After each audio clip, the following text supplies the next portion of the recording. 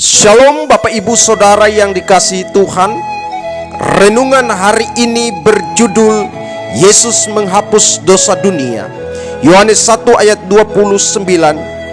Pada keesokan harinya, Yohanes melihat Yesus datang kepadanya, dan ia berkata, "Lihatlah anak domba Allah yang menghapus dosa dunia." Saudara, jika Tuhan Yesus tidak datang ke dalam dunia, maka semua manusia masih tetap dalam keberadaan sebagai orang yang berdosa. Apapun yang kita lakukan untuk mendapatkan penyucian dari dosa, jika Tuhan tidak mengorbankan dirinya di atas kayu salib, maka semua usaha manusia untuk terlepas dari dosa adalah sia-sia. Untuk itu Tuhan Yesus datang ke dalam dunia dan mati di kayu salib, supaya semua manusia dapat disucikan dari dosanya. Tuhan Yesus menghapus seluruh dosa umat manusia dengan tujuan agar hubungan manusia dengan Allah dipulihkan. Sejak kejatuhan manusia ke dalam dosa, hubungan antara manusia dengan Allah terputus dan menjadi rusak. Oleh karena itu, Tuhan Yesus harus menebus seluruh dosa umat manusia di atas kayu salib. Penebusan yang diberikan Tuhan Yesus bagi manusia adalah supaya manusia berkesempatan masuk surga, yaitu mereka yang memilih hidup bagi Allah. Tetapi sebaliknya, manusia yang tidak memilih hidup bagi Allah, penebusan itu tidak berlaku dan tidak berarti bagi mereka.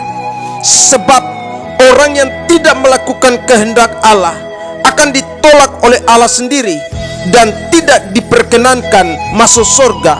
Itu berarti ia binasa. Tuhan Yesus telah menebus seluruh dosa kita, saudara. Penebusan yang Tuhan Yesus berikan ini membuat hubungan kita dengan Allah telah dipulihkan kembali.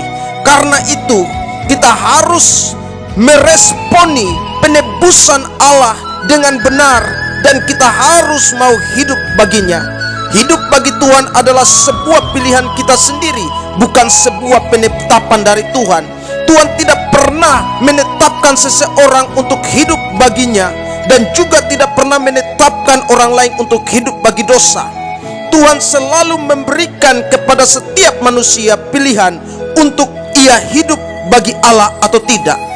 Meskipun Tuhan memberi pilihan kepada setiap masing-masing orang, tetapi Tuhan ingin agar kita sebagai manusia meresponinya dengan benar, yaitu memilih untuk hidup baginya. Maka kita harus melaksanakan kehendak Allah. Kita rela menyerahkan diri kita untuk menjadi milik Allah. Itu artinya kita sudah tidak boleh lagi hidup sesuka hati kita. Kita harus belajar untuk hidup menyenangkan hati Allah. Ingat saudara, hidup bagi Tuhan adalah sebuah pilihan, bukan sebuah penetapan dari Tuhan. Karena itu, kita yang sudah ditebus dengan darah anak domba Allah, marilah kita menghargai penebusan Tuhan Yesus dengan cara kita mau hidup bagi Allah. Kiranya renungan ini memberkati kita semua. Doa saya, semoga Allah sumber keselamatan senantiasa mengaruniakan kekuatan dan hikmat bagi saudara, supaya kita senantiasa dimampukan untuk hidup bagi Allah senantiasa. Tuhan Yesus memberkati. Amin.